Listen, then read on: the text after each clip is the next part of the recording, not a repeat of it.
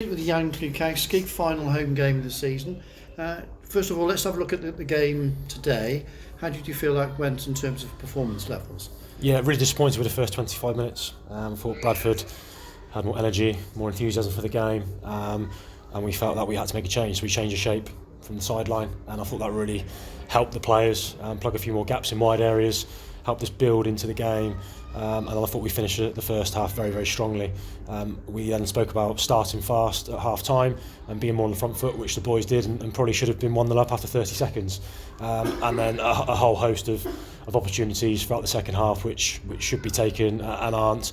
And then obviously the last one probably sums our season up in a nutshell with regards to not being able to hit the back of the net when required. I suppose you look at it overall and say, well, you're conscious of the fact that Bradford needed the 3 points and we're going to go for it at some stage. Yeah, we spoke about that. We were unsure whether they were going to go for it from the start or hold on and keep it tight and then really go for it in the last 5 minutes. I thought they started quite brightly, and then I thought we took over the game. They were obviously pushing towards the end, which gave us a bit more space to exploit with the pace with Ryan and Miles, but we just didn't have that last piece of the jigsaw. I suppose it's a question of trying to stretch them as much as possible and use the pace that you've obviously got in the team. You mentioned that last chance. I mean, credit to Miles Story for running the full length of the pitch, really. He did well, and he's done that well for us all season. He gets the team up the pitch with his pace, and he's an excellent ball carrier.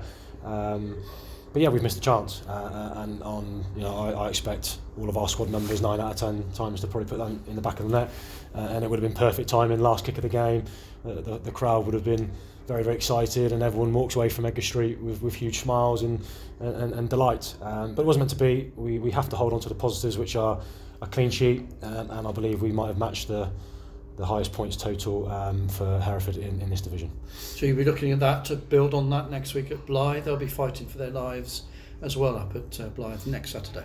Yeah, we wanted 60 points at the end of the season. That's not achievable now, so we have to reset.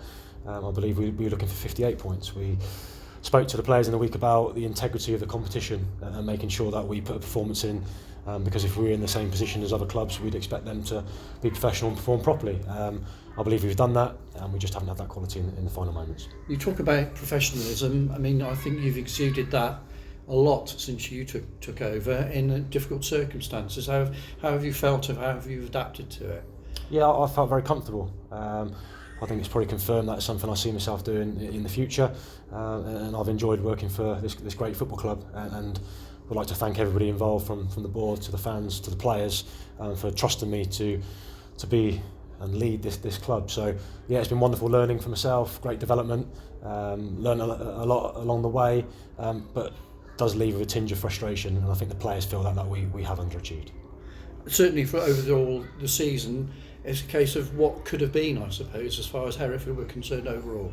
Yeah, I think the moments we've got really close to the playoffs, we've been hit with a significant injury list, or the game that stands out for me was away at Chorley, where if we win that game we go 1 point behind 7th place, and actually 1 point behind them, and I think it probably just dented the confidence very slightly, because really we should have been 5-0 up at half time, and if we win that game I think there's real momentum in terms of that last push. But look, we still had plenty of time after that game to potentially make the playoffs, but we haven't, and that's why I speak about a tinge of frustration with the quality that we have in the group.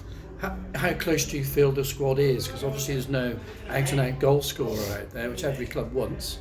But if you can get hold of one, then you're going to be very close, as the squad is at the moment, I suppose. Yeah, I think that's the obvious improvement that is required. But I do think it's just been a funny season, because we have got goal scorers in the squad.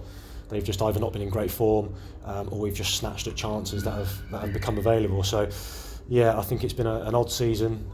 Myself and Kevin and lots of people have been speaking about, I've never been involved in anything like it, in terms of the amount of chances we're creating, but not sticking away. So that, coupled with a bit more luck, and maybe another goal scorer at the football club, could be the difference.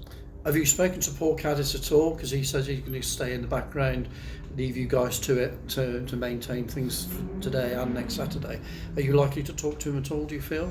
I haven't spoken to him yet. Open to speaking to him, just to kind of give a handover. I think that's the right thing to do, the professional thing to do. We'd like to congratulate him on his appointment, and I hope himself and the club does really well going forward. But yeah, like I said, I'm pretty sure there'll be communication over the next week with regards to certainly the players meeting him and potentially myself. Thanks very much for your time. You're welcome.